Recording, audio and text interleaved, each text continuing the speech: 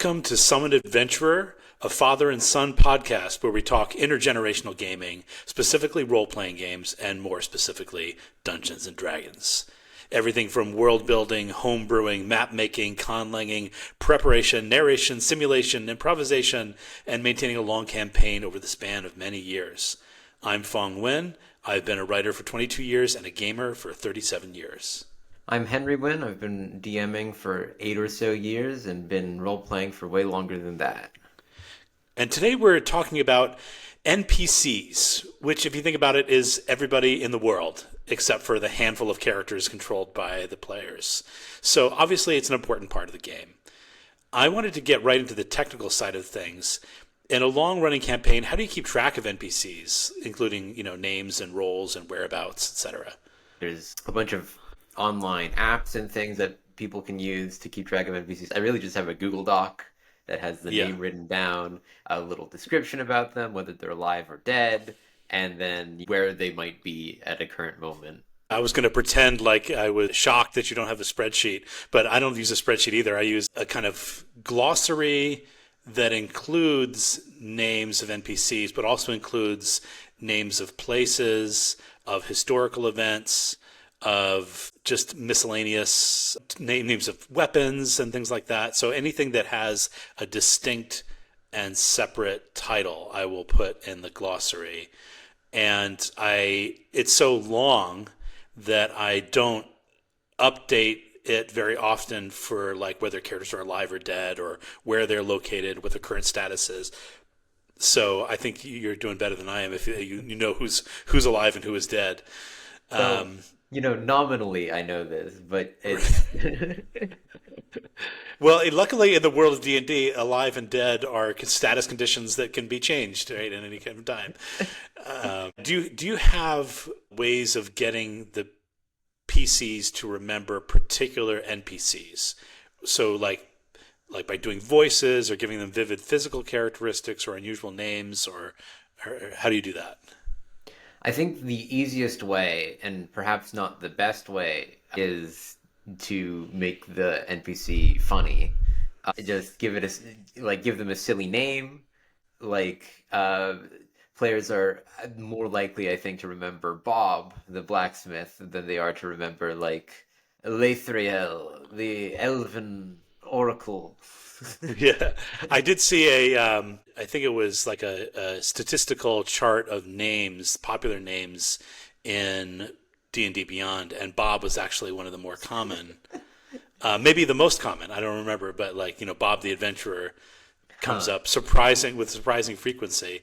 right. Um, but yeah, I'm just thinking of like in terms of unusual names. I just had that they encountered a gnome named Germopolis, and that seemed like one that is stuck with them for one reason or another. It's always gnome names, I think. I've come across a few good gnome names. There's Jartholomew, Jartholomew Bertram, Yeah, um, yeah. and his little automaton companion Jamlet, and then Agwinu Birtwhistle is Hmm. a gnome NPC that I've created. It's always the gnome names that I think can be silly while still being Yeah, in world. I feel the same way about halfling names. They just met a fellow named Ombol the Wart Nickerby, and they've also had traveled for a little while with a halfling by the name of Chiriadoc, whose name was Cheery for short, and it was so they just fun, memorable names, and so there's kind of a built-in cuteness with the little people of the game, which is maybe a little simplistic. But what are some other ways of getting the players to remember NPCs? Well, barring sort of the giving them silly voice, making them, a silly personality, which I think are ways to make them memorable. But if you're trying to make an NPC who's not silly memorable, doesn't work. Yeah, I think having them help out the party in a significant way will make the party remember them to some degree. I think often when my NPCs are helpful to the party, they'll be like, "Oh, this is someone that we can rely on, so we can go back to this yeah. person." and that'll make them remember them. Or alternatively, if the NPC does something really bad to the party, like they kill the party's pet or try to kill the party's pet or something, that will Right. cement this NPC in their mind for eternity. Yeah, it's interesting because like I'm thinking of a couple different scenarios that are set apart from a ally or an enemy, right? hmm So like somebody who is perhaps memorable because they are working against the players there because of having conflicting motivations, but it's not because they're evil, hmm and it's because they have their own agenda. And sometimes that might be consistent with the agenda of the players, and sometimes it might be inconsistent with that. And I'm also thinking of examples where I want to make the players remember a character because they're going to be important later on, or potentially could be important later on. They could be an ally or an enemy in the long run. And for those sorts of occasions, I find it useful to give them either a distinctive voice or a vivid physical characteristic or trait, or even like sometimes I will give them information, extraneous information about Yeah. the character, and then they may at the time wonder, well, why, like what's important about this, but because it stands out and because it didn't have immediate relevance, they'll hold on to it, and then when we come back to that character, they'll have a point of reference. Yeah, I find that describing a character a lot will make the players very interested. If they go to like a party or something, and I have like, obviously I haven't planned everyone in the party, but I've planned like 8 characters Mhm. that they can interact with or something, and I can describe those 8 characters more than most people at the party, and they'll immediately clock those 8 characters as people they can interact with. Yeah. Alternatively, I can describe a bunch of people at the party a little bit, and if one of those people is important, but I don't want them to know that that person's important, they'll just breeze by it. So it's a useful Yeah. tool, like the amount that you give players. Yeah, yeah. It's interesting. I think it becomes important for a scenario like, a party as a setup for a whodunit kind of scenario. I recently had players go on solo adventures, and they were all staying at the same tavern, but they were all going on separate kind of training voyages. And the only one of the characters spent a lot of time at the inn and got to know all these characters that populated the tavern that I had created in advance. So when we came back together as a group, that player, that PC, introduced all the other PCs to this group of people in the tavern. So sometimes they don't take notice, sometimes they do, but in a scenario like that, we can facilitate the process.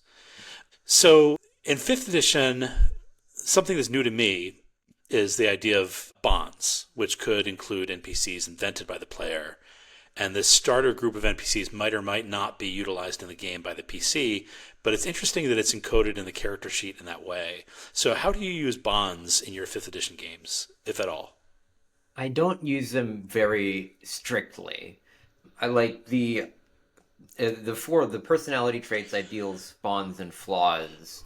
I think when I first DM'd 5e, I had everyone fill them out.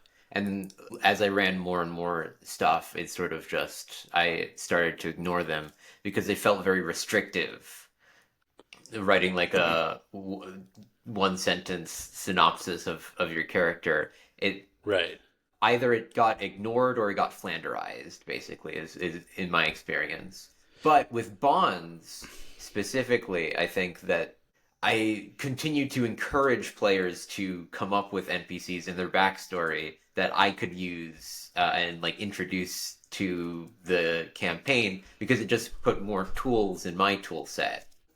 Why is it important that player characters even connect with non player characters? So, like, why is it important that they have loyalties beyond just each other as the adventuring party? There, I think, are a lot of reasons. One of the first reasons that occurs to me is that it's more realistic that way for them to know more people than like the three Right. people that they travel with. I think it will get them more invested in the story. It's not as fun, I think, to read about or to hear about a person who is just like a lone wanderer who, doesn't Right. care about anyone. And it's the same in D&D. I think if the entire party is a bunch of hobos that go around and don't Right. ever talk to people, I think that's going to be way less interesting for everyone than if they connect with NPCs. And I think that's the most important reason. So realism foremost, did you say? Well, Or I would say narrative foremost, and then narrative? realism Okay, is, yeah. I yeah. see, I see. Yeah, yeah. Do you generally have NPCs who travel with and fight alongside your PCs? And if you do, who keeps track of them in combat, and how do you role play the companion NPC? I don't like to have NPCs that fight alongside the party in D&D because often during combat, I will be the one controlling them, and it just turns into me fighting against me. I'm a player in a lot of campaigns where we bring a bunch of NPCs with us to fight with us, and in those there are a bunch of different ways. Sometimes, if the NPCs have a deeper connection to some of the players, those players will control them during the combat. Other times the DM just controls them, and the enemy summons a bunch of minions, and the NPCs go off and fight the minions Yeah, while the main party fights I the see. I bigger see. bad sort of deal. But I don't usually have a lot of NPCs fight with the party. Does that include animal companions and that sort of ally? Animal companions, I'll usually have the party control because with NPCs, I am reluctant to have the party control them because I don't want to give that much agency to the players over a character that they might not understand fully. But animal companions are fairly simple, I think. Yeah, So I'm completely fine with giving that control over to the player characters and then they can yeah. control it It's in the fight. interesting because, I mean, one of the things that happens when you play for a very, very, very long time is you treat your habits as a DM as like natural, and they're not natural. They're just sort of formed by habit. And I've always had the players fight alongside, or the PCs, not the players, fight alongside some NPCs who are allies. There's always been some kind of hole in their adventuring parties makeup. And so, like, if they lacked a healer, for example, then, they might recruit somebody who serves that role. And it's come to a point now where the NPCs are as much members of the party as the PCs are themselves. The party will often try to recruit NPCs. They'll often like Really? pull NPCs into the party, and then the NPCs will travel with them. But in a lot of in some of my games, the NPCs are going to be like as powerful as the PCs, and then in that case, there's no reason they wouldn't fight with them, and I'll Yeah. often have them, contribute a little bit, but they'll usually play like support stuff. They'll do stuff to Yeah. buff the party members and not like damage the enemies. Yeah. Yeah. Other times they'll be extremely weak compared to the rest of the party, and then they'll just like hide during combat because if they tried to contribute, they might get killed. Yeah. So That it brings up one of the differences I've observed between second edition, fifth edition, or just earlier editions in fifth edition, which is that in fifth edition, there's a lot of emphasis on balance in terms of making sure an encounter is at the level of the adventuring party. And there were modules and adventures that were for a range of levels in first edition and second edition. But as you built out your world, there were some places that were generally not for the player characters to venture into, and they might venture into them anyway, and they might encounter things that were far beyond what they were capable of, and that would mean they would have to flee, or they'd have to find some way to survive encounters that were not balanced. And I think that has implications for NPCs they travel with, because there are NPCs that are mentors to them that become so loyal as companions that it wouldn't make sense for them not to travel with them and fight alongside them. But there's always a risk when that happens that the mentor is going to save them at every turn, right? Is going to be the Deus Ex Machina in the story. I'm sort of on the fence with that one, because I do like the realism of people being at different levels of capability and encountering different levels of creatures, even if they're not prepared for them. But obviously, we don't want occasions where a 14th level party is encountering like a group of kobolds or something Right, like that. right. I mean, that said, it could be, uh, a silly encounter if the 14th level party just finds this bunch of kobolds and completely destroys them. No contest, I think. Right. I, I guess it's punching down a little bit, though, A isn't little bit, yeah, a little it? bit. Um, What about random encounter NPCs or NPCs that are just functional, like they're there to sell an item or deliver a message or give directions? Do you bother giving them a name and a backstory at all, or do you just sort of let your players engage with them in a more cursory way? I think it depends. With like shopkeepers, which are, on the surface just functional NPCs, I will almost always give them a personality. It's become necessary for shopkeepers to be fleshed out characters in D&D just because of like so many actual plays have shopkeepers as like these very fleshed Yeah. out NPCs that it's just become a part of what I do. But with other characters like someone delivering a message, I won't often give them any personality at all. They'll just be some, courier. That said, the players will often start when they meet an NPC that has like no personality, they'll start interrogating them. Yeah, it's always when you don't come up with a name with a character that they ask their name, right? Exactly. And Yeah. then there was one notable situation where the party was trying to get into this museum, and there was this gnome at the museum that was charging 1 gold piece for entry. And they started asking all these questions about this gnome that was just there to charge them 1 gold piece. And they asked for a name, and the gnome was like, "I don't have a name. I'm just here to charge 1 gold piece." And that obviously just made them more curious because why doesn't this gnome have a name? Right, right. I think my favorite kind of NPC is the NPC that starts out as a walk-on character without much substance, and then because of the interaction with the players, takes on a more important role within the narrative at large, and then eventually becomes a kind of central character into the story, right?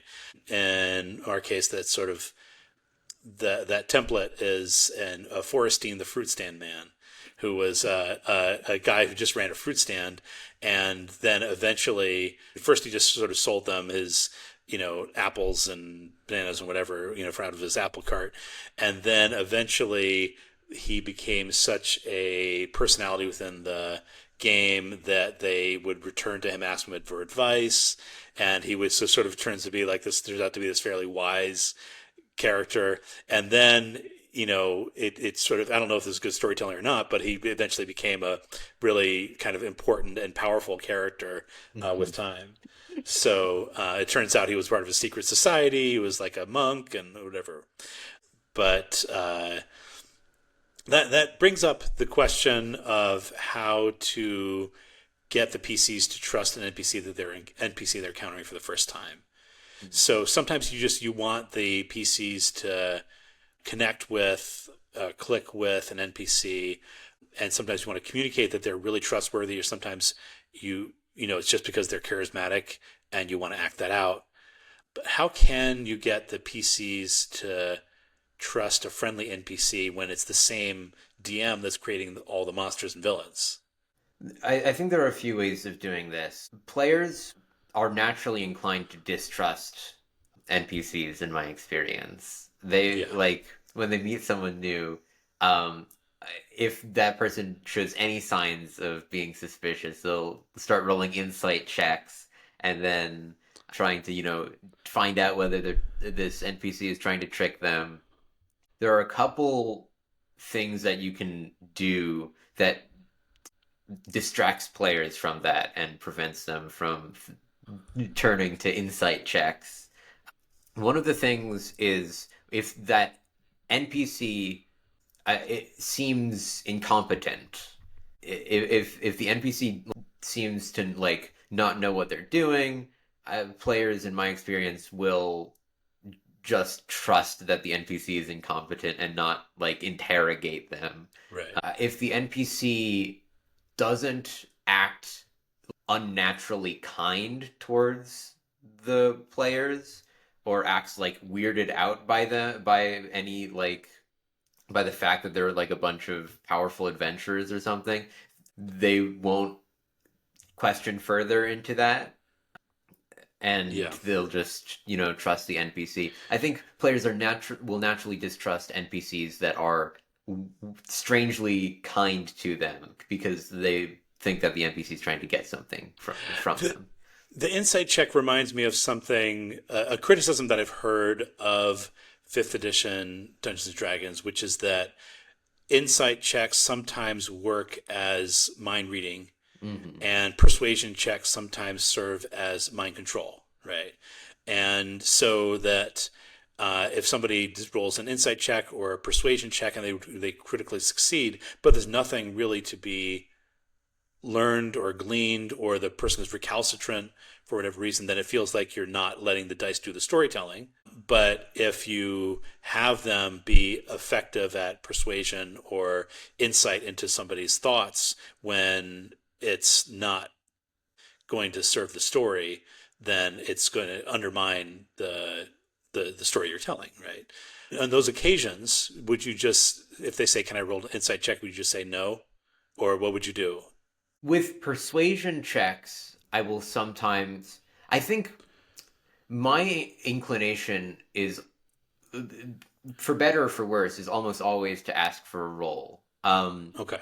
And so when players want to do like an insight check, I will have them ask. I'll have them roll the insight check, and if it's like impossible to glean information about this NPC, then even if they roll high, I won't give them much. Sometimes I will give them information that is superfluous. They'll roll an insight check and I'll tell them that the NPC is happy to be back in this town that they haven't been in for a long time, which isn't, relevant, but it's something that maybe they could glean with Yeah, yeah. insight. I guess it's just a matter of skillful use of those particular proficiencies, right? Because you can use them as a shortcut so that you're not role playing, but you can also use them as a way of enhancing or drawing out role playing. And say, if they say, "I want to make a persuasion check," you say, "Well, what do you say?" And then they do actual persuasion, and then you maybe have them do a roll. Or in the insight, like what exactly are you trying to do? I'm trying to read his body language and seeing, where is he crossing his arms, or is he kind of holding them loosely at his sides? Or then they can give, if there's some clue to be gleaned there, then it makes more sense, and it has some context when you give them the answer of their result. Yeah. So, what about PCs in relationships with NPCs? Have you ever seen that or had that in your campaign where a PC, has a relationship with or even marries an NPC? And if so, how did that work? I have not had that in any of the campaigns that I've run yet. I'm about to run a short campaign. It's Legend of the Five Rings, so it's this sort of samurai drama. And Yeah. in that, some of the characters are already married. So I'll be playing with that for the first time, but I haven't in the past. I've played in campaigns where that is relevant, but I haven't DM'd any of that. I see. I have had PCs in relationship with NPCs and even married with NPCs, but generally it doesn't go beyond cute level, Hmm. right? So it doesn't even get to the point where it pans off screen. You know what I mean? It's Yeah, just yeah. and so I know that it's different for DMs and for players who are actually in real life relationships or marriages and how they play the game. But in the case where that's not a factor, it can be, a useful way to sort of show how tightly characters are bonded together, but not really. And in my experience, it hasn't been a way of exploring a romantic dimension Hmm. of the game in earnest. I'm going to go the other direction now, talk about NPCs that are items, intelligent items. So, I think in fifth edition they call them sentient items, right? Hmm. Hmm. Because they're not necessarily intelligent, I suppose. But in like second edition, it was an intelligent sword or whatever. I do So love the idea of like this really dumb like mall or yeah, something. that's right. I hit stuff. Um, so I have more fun with these sentient items than with regular NPCs because they provide a lot of comic moments, but they can also provide heroic moments and tender moments without the suspicion that they're going to kind of turn on the party or at least have their own prerogatives. I think, if anything, I go too far with using intelligent items in my game. I don't think I've had a campaign or maybe even a session without an intelligent item just because I run mostly the same campaign for the 30 plus years that I've been playing. And there's two particular intelligent items that are main characters kind of in the story. So, how do you use intelligent items if you do? I use them too much as well. I must have inherited this from you. Yeah. Uh, I in the first campaign I DM'd, there were like three or something that Wow. were in the party. I've had to like draw back, I think, pull away from that. But even like, in some of the campaigns I'm running, there's like at least one. I think that they are incredibly fun. The part of combat that I don't like is that it can turn into just this sort of rolling dice, dealing damage thing. And I think Yeah. one of the things that sentient items can provide is like role-playing comments during the Yeah. combat. If you swing a sentient sword, then it can like talk to you while you're fighting people. Yeah. I haven't had like an actual sentient weapon in a campaign for a bit. I've sort of turned to sentient other items. There's this like magical stone that talks that can like cast spells or the Oh. party can use it to cast spells. There's this like familiar in one of my campaigns that can turn into a sword and is sentient while it's a sword, but it's usually a bird. I guess that sort of counts. But yeah, Um, it's I use them way too much. these two intelligent swords, I guess they're called intelligent swords, played off each other very well in the campaign. They were both wielded by paladins, and they had a strong sense of competition amongst them. Hmm. And one of them was just kind of down to earth, kind of had like a kind of working class mentality. It's like, let's get stuff done.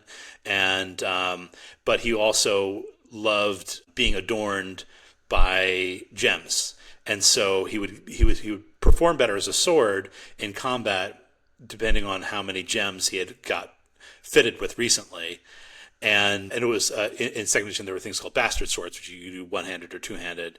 And so the other sword, which was kind of a pretentious elitist, like thought itself as like of itself as like a poet, and would only perform well as a sword if the wielder gave like really great bon mots or witty one-liners as they went into combat, and the longer and more impressive the adjective, the better, right?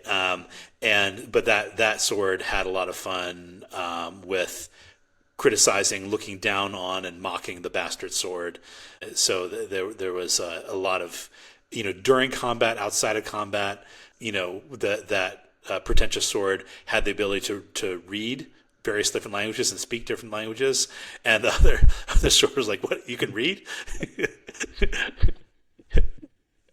And so yeah, and they were so much fun in the game that when the players had their TPK, the player characters had their TPK and appeared in this new world, one of the new NPCs that was born into that world is the soul of one of the swords.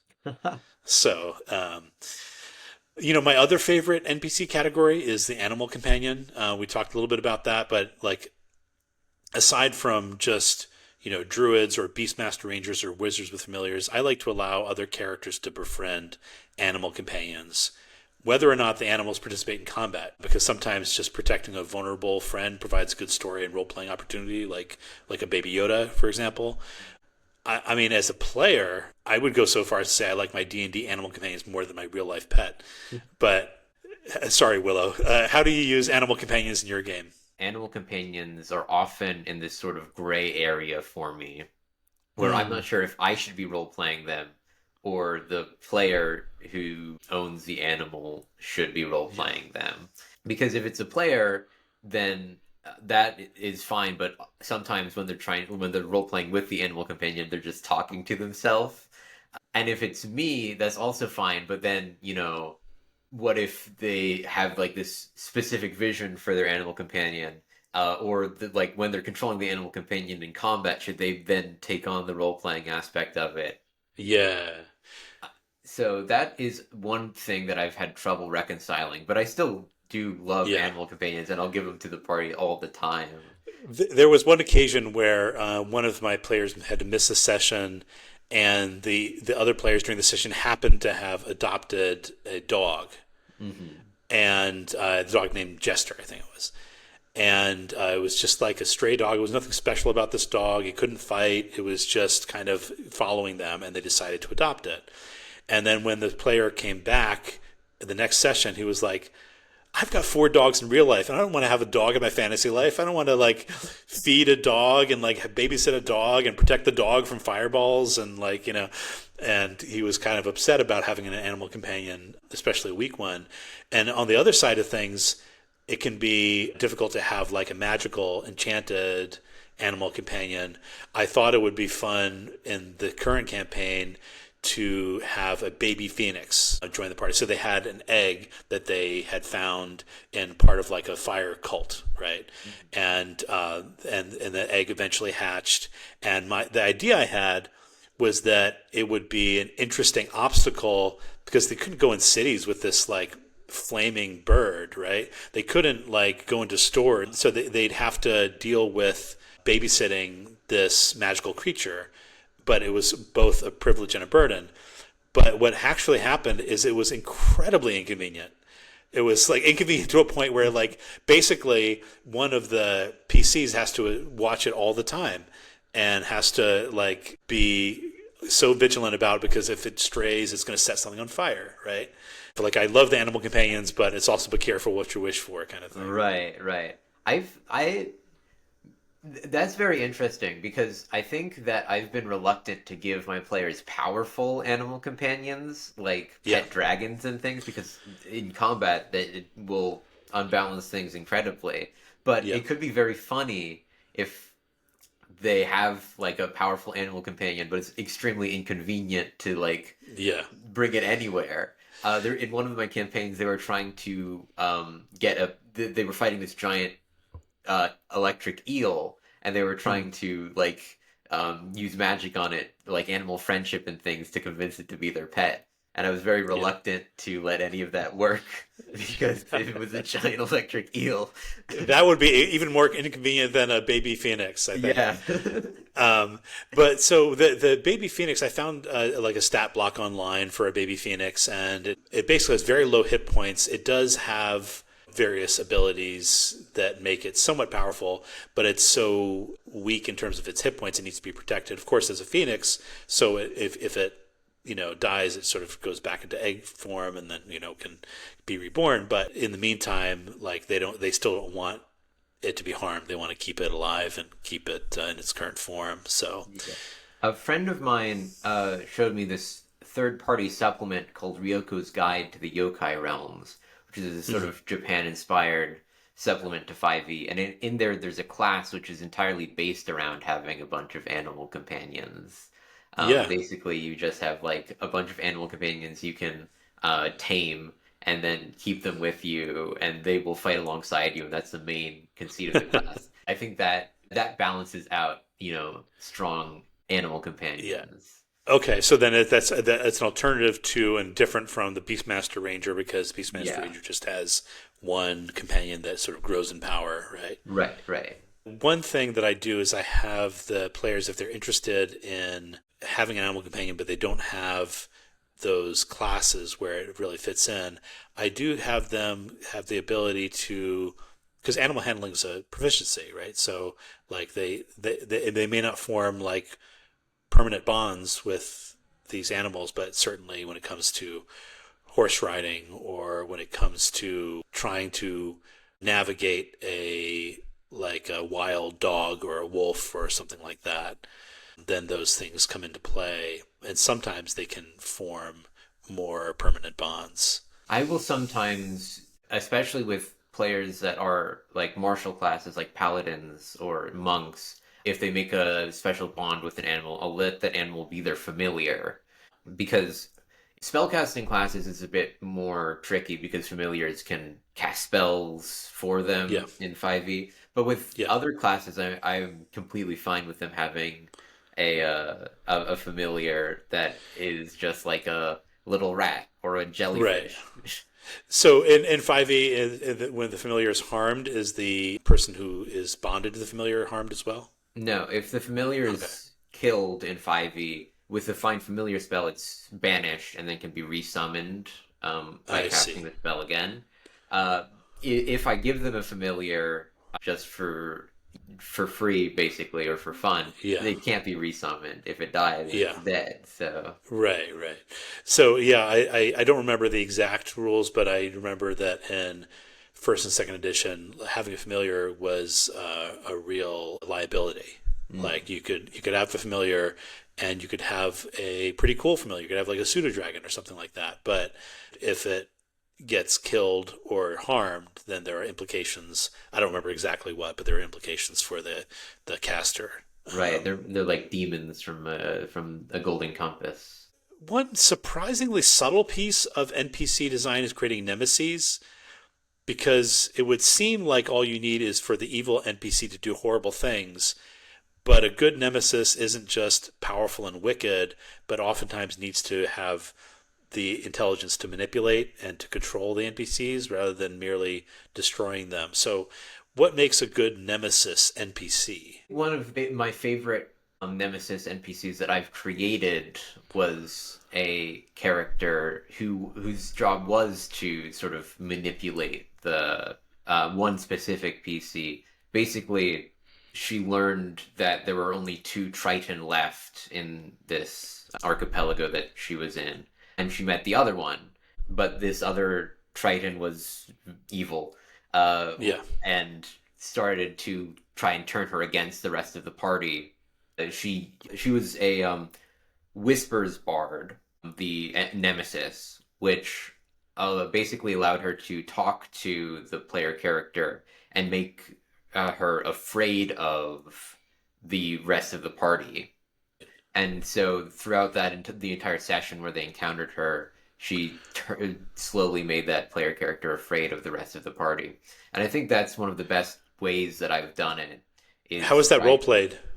um basically she would, talk to the player character and sort of ask questions about the other party members and make the player character doubt or start to distrust them. And that's Yeah, how the fear was represented by this, like, you don't really know these people. They don't have the connection that you and I have. yeah, Um, yeah. we are both from the same culture. They don't know anything about you. And so, And how did that work from the player side? well, the player who was sort of becoming afraid would like talk less to the rest of the party and shy away from them. And the rest of the party like slowly noticed this and tried to reconcile. But whenever they tried to talk to the player character who was frightened of them, she was frightened Yeah. of them. She like was very cagey around them. Was this happening in a solo session type of? way, or This was no? happening while the entire party was there. Yeah. Okay. And so they just role played and didn't use player knowledge to overrule Hmm. these interventions. That's Yeah. good. Yeah, yeah, yeah. Yeah. They're But I good think, improvisers then. yeah, yeah. I think that obviously that doesn't work for every nemesis, and I think that sort of manipulation is a very specific type Yeah. of nemesis relationship.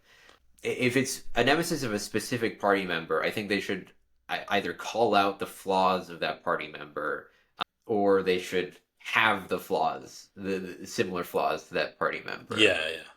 That's a good call. I'm thinking of NPC nemesis that I've had in the past, and there's one in particular that is he's been perhaps the nemesis for a little bit too long, good 30 years. Right? Hmm.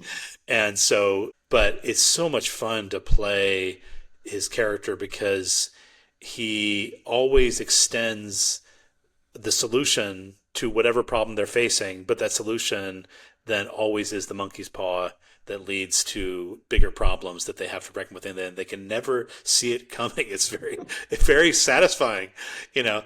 I mean, they know that he's not to be trusted, and yet he always seems to persuade them. He's got the answer. He's doing it, this time to, call in favors in the future, to sort of establish trust, to see the error of his ways, what have you. But when you talk about nemesis that have the same flaws as the player characters in that same campaign, three of the players are paladins. And so one group of nemesis they had were these paladins of a different god that were very kind of holier than thou, and thought that they weren't holy enough and filial enough and pious enough, and tried to challenge them in a public kind of way. And so they kept on looking for any opportunity. Like, maybe these guys are really evil. No, they're not evil. They just good and stupid, and and so they had a really tough time with them. These days I'm experimenting with more shapeshifters because there are a lot of Hmm. cool shapeshifting classes and races and things in D&D 5th edition. So I'm experimenting with more shapeshifter type of enemies. Yeah, yeah. Um, I think it's a very fun idea to have a recurring shapeshifter that yeah, the party, doesn't know necessarily, but it slowly catches on that this shapeshifter keeps on showing up. yeah, yeah.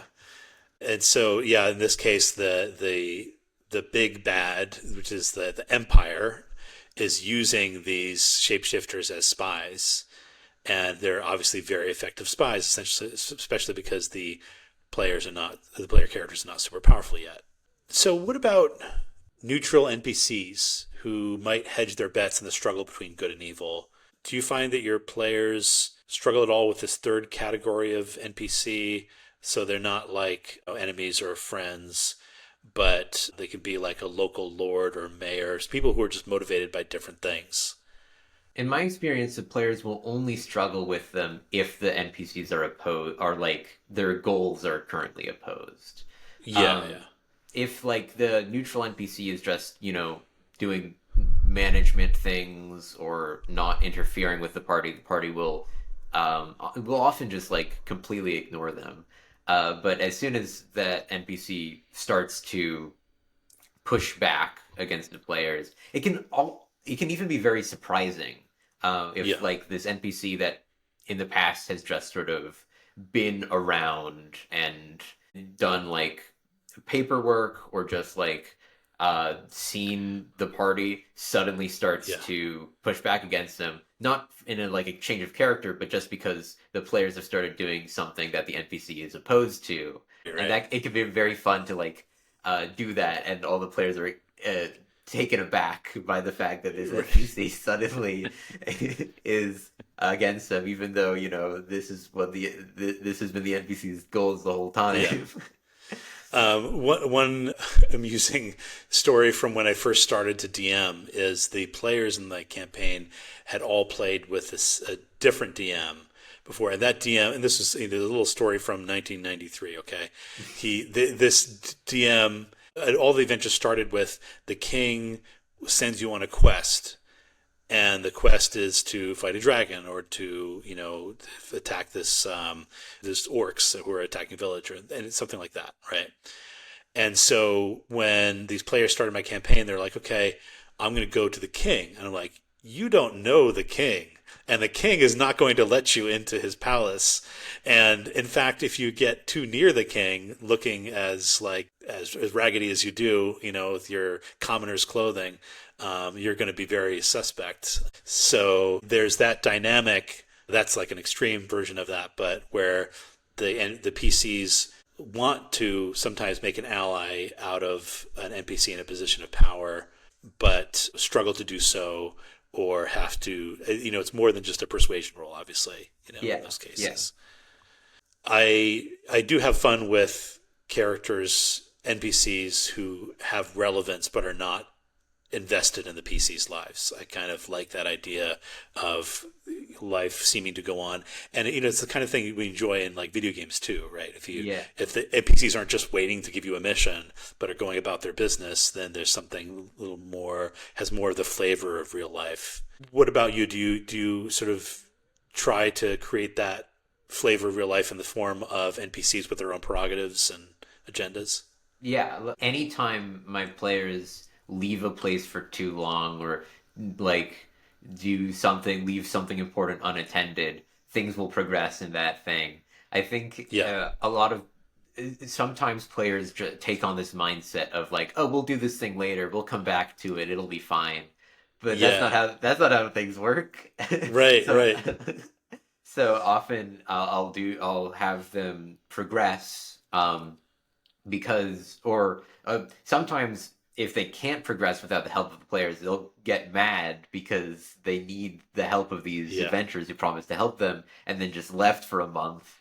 And it makes it feel more real. And when it surprises the players, then it's sort of this good moment of, oh no, we should have been, helping here, but we were too busy with these other things. And if it doesn't surprise the players, that's also good, because it lets me know that they understand how that this world is progressing without them.